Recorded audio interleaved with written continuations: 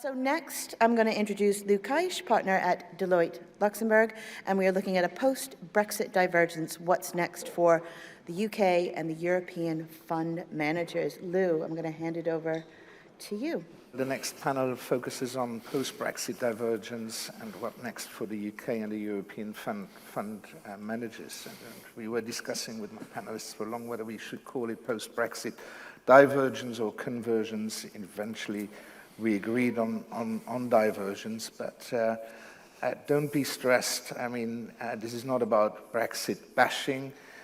Quite the contrary, we're trying to see whether different opportunities lay as well. If we can actually progress and show the next slide, it shows the pure magnitude of Brexit. And simply just as a reminder, these are our figures that were compiled by our firm. So 43% of UK financial services firms had moved directly or indirectly staff.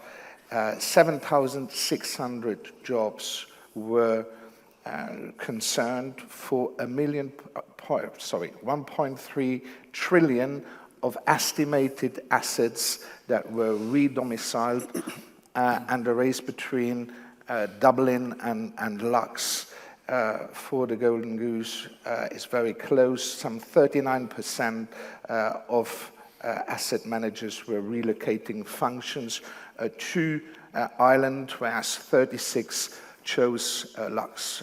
Within those functions, we identified mainly sales, marketing, compliance, and eventually as well portfolio management.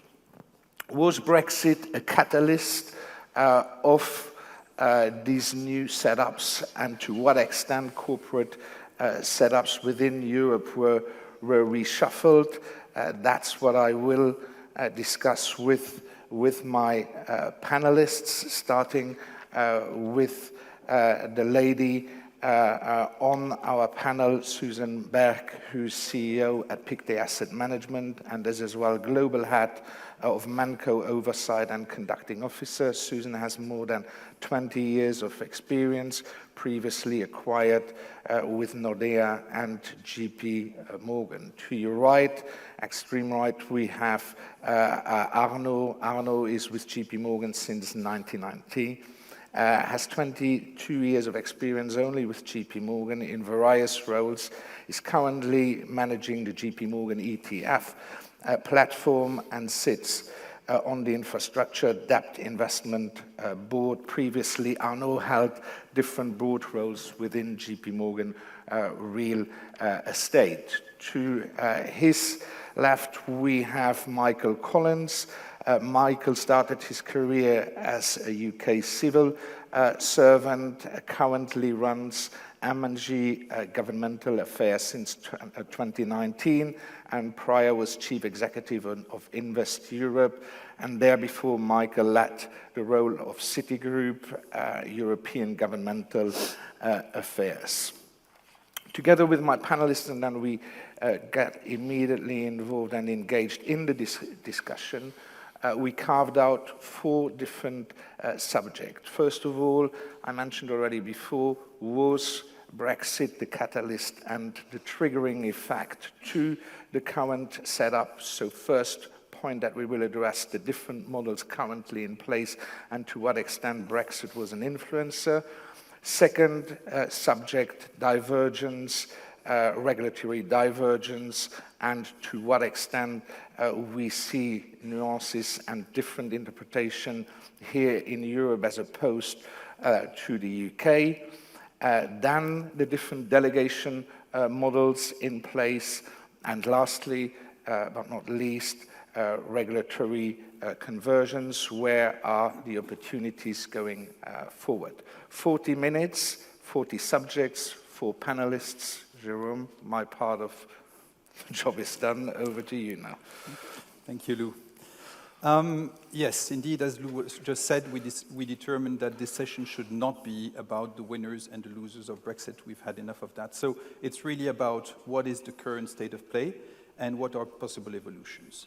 To start with, as Lou was saying, I would like each panelist, and we'll start with you, Suzanne, to say a word about what is the current setup, what do you have in the EU and outside of the EU, and what changes have occurred post-Brexit. Yeah, so thank you. We have a setup where we have funds domiciled in many different jurisdictions. We have it in Switzerland, Hong Kong, UK, Cayman, and as well as Luxembourg. And Luxembourg is our cross-border distribution hub, where we are distributing it, like many others, in multiple different jurisdictions. As a result of the Brexit, again, nothing special, I think. We have taken our European entities, which belong to the UK entity, and moved them to Luxembourg to become branches of our Luxembourg ManCo, which is a super ManCo, so we're also servicing all different type of fund range or fund types in Luxembourg. Michael? Thank you. Good morning, everyone. We like to describe M&G PLC as the oldest new company on the FTSE 100. We've been in our current legal form since October of 2019 when we demerged, but the underlying businesses that make up M&G PLC have got something like 170 years of heritage. The UK has always very much been the homeland for the business, but it's long had an international flavour to what it's done, and Luxembourg has long been part of that international story. Overall, the group's got about £370 billion of assets under management. And here in Luxembourg now, we've got just under 100 billion euros of assets. Multiple funds, various strategies that are run from here. And I think it's fair to say that Brexit was one important component in that extension of our activities here. M&G had, as I mentioned, long had a presence in Luxembourg, recognizing the enormous strengths of the Grand Duchy as a place to execute asset management activities. But Brexit helped us to reassess what we might need, and we took some very early decisions about what we thought was the worst case scenario and made sure that we'd got the legal vehicles and the people in place to enable us to continue to do business and to be able to grow, not just here in Luxembourg, but internationally. Arnaud? Good morning, everybody. Arnaud Gebhart. So JP Morgan Asset Management is quite a large player, and we are present across various continents. For Europe, in particular here in Luxembourg, we do manage and distribute UCITS funds in the forms of CCAV and ICAV, Irish ICAV, globally. We do have as well a fund range in the UK in the form of OICs. We have as well alternative funds, discretionary portfolio mandates that are available to our clients. And one thing is we do operate under a delegation model, so that's quite important for us. One thing I would say with regards to Brexit and some of the impact of Brexit, the key thing for us is that from a CCAV, OICs, or even ICAV perspective, there has been no real negative impact with regards to Brexit. What actually has changed is, and I think Brexit was not really the catalyst, but more the accelerator. I think the catalyst was the Luxembourg limited partnership law, was really around the alternatives. With Brexit, we saw a very strong inflow and interest from clients with regards to this. And effectively, Brexit changed our alternative by making Luxembourg the hub, the international hub for alternative product for JP Morgan Asset Management. So moving away from London, that was the main consequences for us. Arnaud, you mentioned UK funds. We know historically, meaning pre-Brexit, that certain UK investors had a preference for UK funds or the intermediaries. Is this still the case post-Brexit? And what type of investors would typically invest in the UK fund? It is still the case, and we can see that through the flows, very stable, even post-Brexit. I think there's kind of two things. You really have the UK retail investor who are really preferring UK OICs. With regards to more the institutional clients or the wholesale intermediate clients, they are very keen and very actually comfortable with UCITS being either in a CCAV form, so from a Lux perspective, but as well with Irish ICAV. And we've seen actually this take on for the ICAV, and I think for the CCAV, it's being, the size is growing as we'd expect, so there haven't been a real change in that appetite. It's very clear, different client channel there. And I think it was very important, therefore, for many players like JP Morgan Asset Management to ensure that we were able to operate with a TPR ahead of Brexit, because this would have really, I would say, dislocated our distribution model with the UK. OIC are only available in the UK. They're not really available in the EU, whereas our CCAV and ICAV product are available in the UK. So the TPR was, for us, a very significant proposal. And for you, Suzanne, post-Brexit, do you have any difficulty selling your Luxembourg funds? You mentioned that they were the international range into the UK. No, I think it's the same as Arnaud said with the TRP notification process, which was a big thing to start off with. It has not really changed for us, the ability to sell. And again, our funds are registered in the UK, and we see a lot of growth from the UK, actually.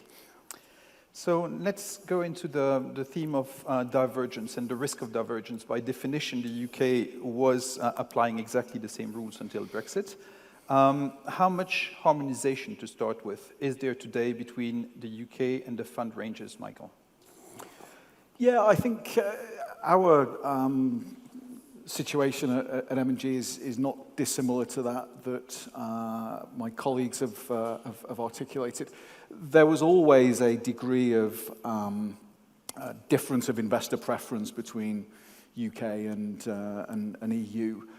We always saw in the UK a little bit more risk appetite, so there was a bit more interest in equities. There were some specialist funds that we would offer in the UK for particular UK investor types. We've got charity funds, for example, that are specific to that UK charity sector. But when we had effectively a single fund range under the OIC umbrella, everything could coexist, could be commingled. What we've now done in consultation, in dialogue with clients, as we've created CCAV ranges, is work out whether there is still appetite in EU markets, in international markets, for every single one of the funds that we used to offer. There's a lot of overlap. There are a lot of funds that will still be available to all investors regardless of where they're located. But we've certainly now got some funds, sterling bond funds, for example, that you would only find available to UK investors. So what we've done, and I think what we will continue to do, is have that discussion with clients, have that discussion with customers, and work out where the demand is, work out where the appetite is, and build and develop the fund regime in different jurisdictions accordingly. And Arnaud, what are the areas where you start seeing a form of divergence between the UK and the EU? That's quite a few. Excuse me. I think obviously pretty much most of the main regulations start to be reviewed. So we have obviously MiFID, SFDR with regards to the EU taxonomy, the share trade obligation as well, PRIPS kits. So pretty much, I think the UK is looking into what can be changed. We obviously the AFMD review. But the one thing I would say is often we do polarize the debate by saying how is the UK trying to move away from the rules of the EU. But I think it goes both ways too. The EU is evolving, it's changing its stance as well. So that's why for a lot of these things we think this changes. So, and I don't think this is going to stop. I think this is going to continue with practical consequences for all in this industry that we're going to have to think about in terms of our product, our distribution, and our innovations. So a lot of changes are coming. Yeah, maybe here, Jérôme, and that's a question that I address to our three colleagues here, and Suzanne may want to start.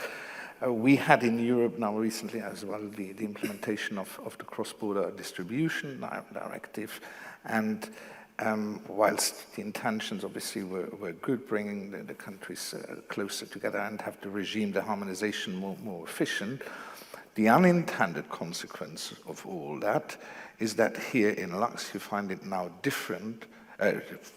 more difficult to open a share class than we used to do that before. So a lot of foreign asset managers always benefited from that environment that we have here in Luxembourg. You wanted to have a share class set up for a specific institutional investor for whatever reason it was. The administrator here in Luxembourg could do it within 24 hours. Nowadays, because of the directive, that advantage has at least partially disappeared because we have the 30 days rule that kicks in. Does anybody of you have a specific point of view or want to elaborate on that handicap that we now had, at least before it was a very important advantage that we had? If I may just for a second on this one, I think you're right, and this is one of the consequences of this divergence, but what I mean divergence, not only the UK, but the EU diverging as well, making, I think, that industry a little bit less competitive. This will have consequences. This is going to actually make the client experience degraded in Europe. In particular, we have to start thinking as well that, the UK is obviously a strong partner. London is a financial hub, but there's always competition. And if I'm just one word on ETF relies on a frictionless environment. It relies on speed. And to your point, we are experiencing this very well in a sense that we're able to have a product registered, listed on the LSE much faster than we have on the European continent. It's clear. Suzanne, you wanted to? Yeah, I think also what is important, you're right, this was one of the biggest strengths of the Luxembourg funds that we had before. You could launch a class, the client comes, they want a specific currency, specific class, you can launch it within 24, it's maybe exaggerated, but a couple of days. Now you're looking at 4 or 5 weeks at least before this can be done. So for us, it means that we need to start considering whether we need to launch. You must be much more proactive in looking at where you're going and what kind of classes do you actually need to seed yourself in order to activate them, which has consequences on costs, the number of classes. I mean, the number of classes, I don't know if you've seen, they just explode how many you have, and they're very small, which has additional costs for the running of the classes. So this is definitely an example of the EU regulation actually hindering our growth, or one of the advantages that we have here in Luxembourg. Mr. Juncker likes to bash the financial world, but I think politicians and lawmakers have a few stones in their garden as well. Because the whole purpose of this directive was to facilitate cross-border marketing.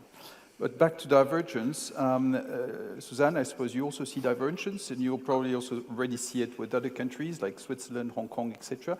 What are the consequences of those divergences in practical terms?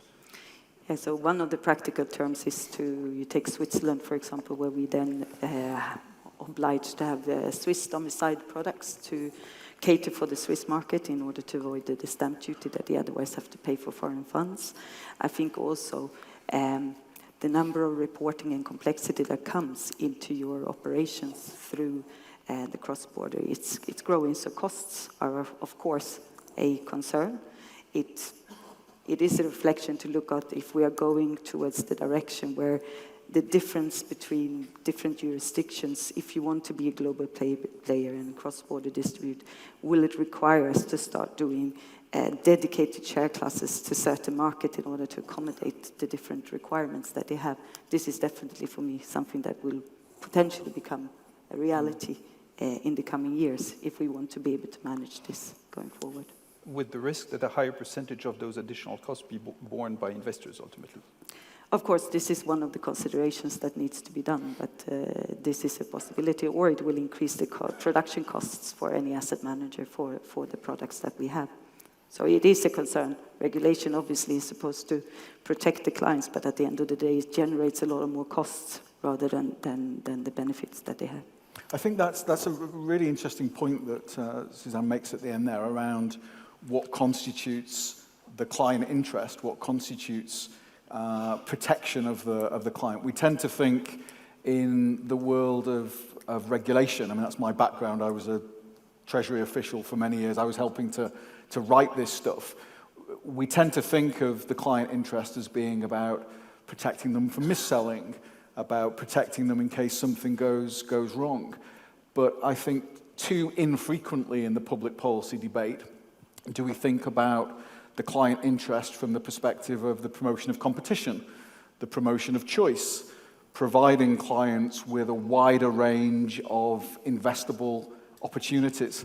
I think slowly but surely policymakers are beginning to realize, and we see this in the Capital Markets Union debate, that you don't serve your underlying client if you are protecting them to such an extent that the only thing they can invest in is something that gives them no return. And in a world of higher inflation, that problem becomes even more acute. So I try to be optimistic that policymakers are slowly realizing that the client interest is more than just the kind of classics of mis-selling, protecting them in case something goes wrong.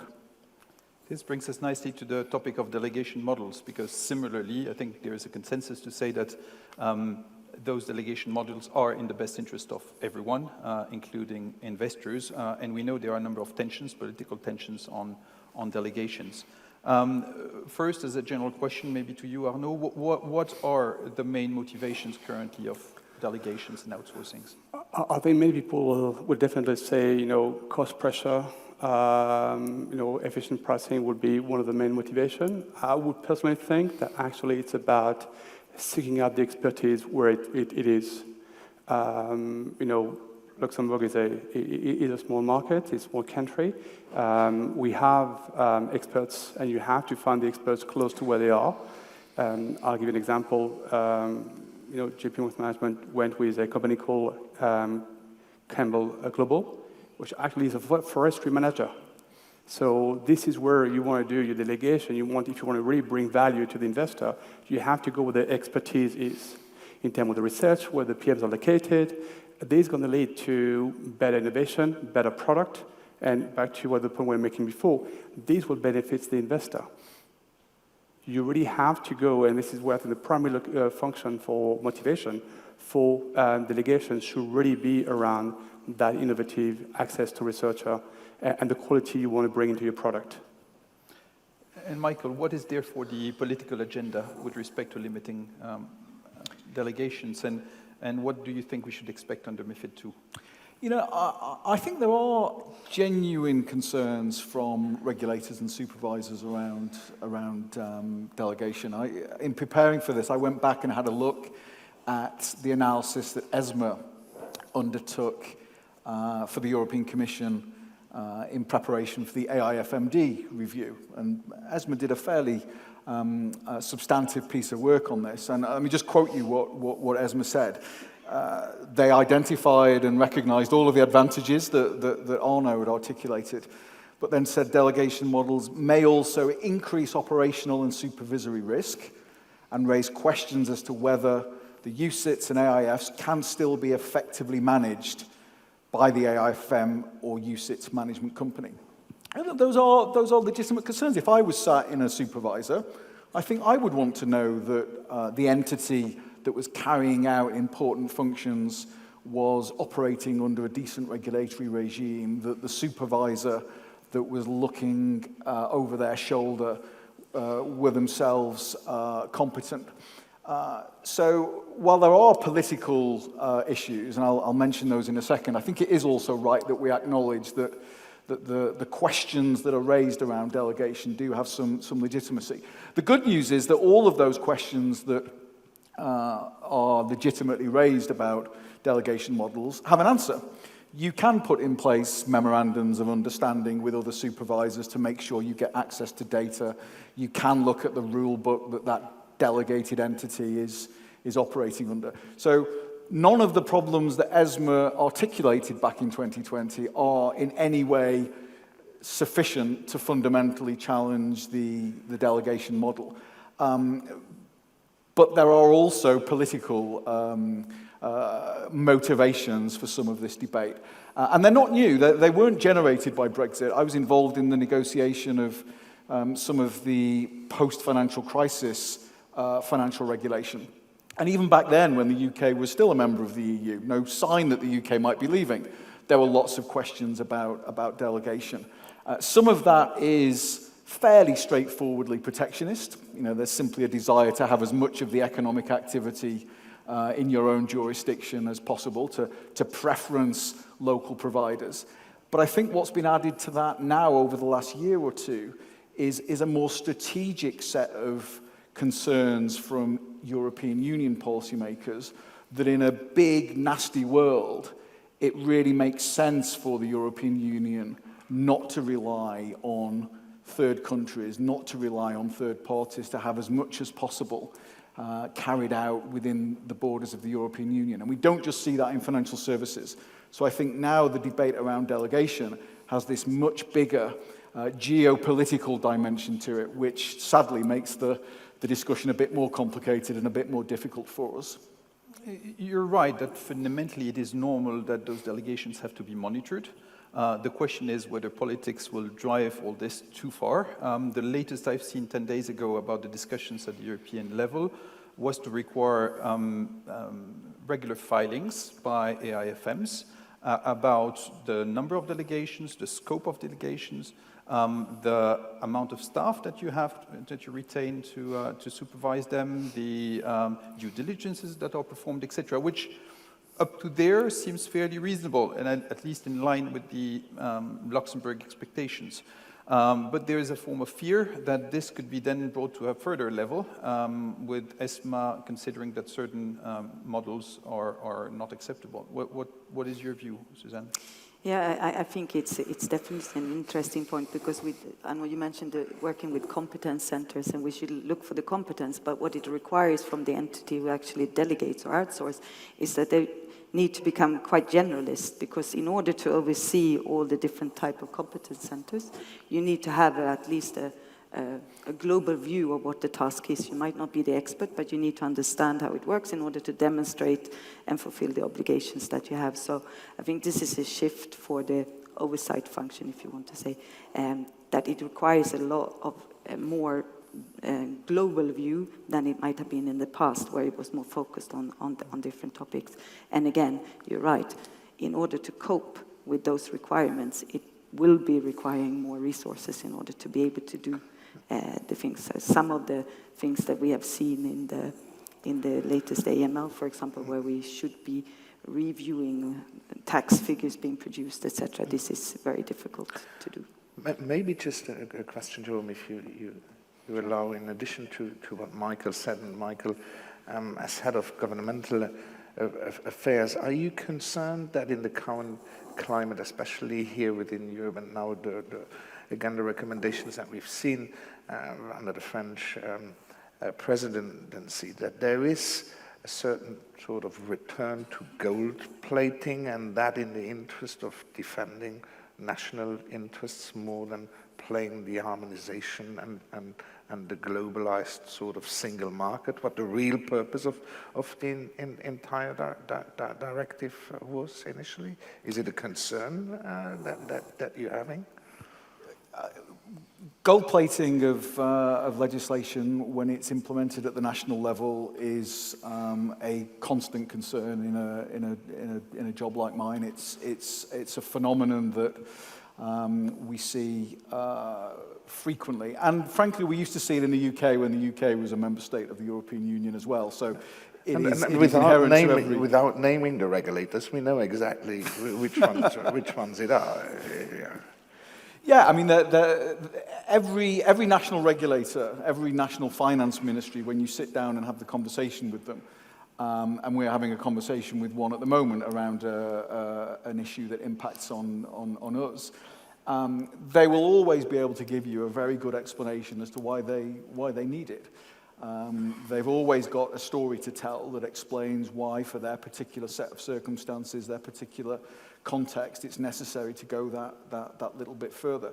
That's why I'm speaking personally, why I think a strengthening of the supervisory architecture at the EU level and actually giving ESMA and IOPA and the EBA a proper oversight role to really have the resources and the expertise to be able to ask those tough questions of the national regulators is really important. It's not something that's always necessarily been done in the scale and to the extent that I think perhaps it should have been. Let's maybe move to the last topic, which is the cooperation between the UK and the EU. Michael, how do you think that the UK and the EU could continue to cooperate in the future? We all know that by the UK leaving, we've lost an important player in the financial world that influenced legislation, was pragmatic, etc. What should we do? And in particular, what do you expect countries like Luxembourg or Dublin to do? I mean, the good news is that, you know, despite the fact that the relationship at the macro level can be a little bit frosty, there is still cooperation. If you go to Brussels and you talk to people at the working level, if you talk to colleagues in the FCA in London, for example, there is still cooperation. They are still talking to each other. There was a lot of discussion around sustainable finance issues in the run-up to COP26, for example. Huge amount of coordination and cooperation on sanctions and the possible financial market implications of sanctions on Russia. What we're missing, and I think it is something that we need, is that overarching framework for cooperation that brings together the most senior policymakers, that brings together the Chancellor of the Exchequer and the Commissioner and the finance ministers on a regular basis. We still have Commissioner McGuinness visiting Brussels. We've got the Luxembourg finance minister in London, I know, in a couple of weeks' time.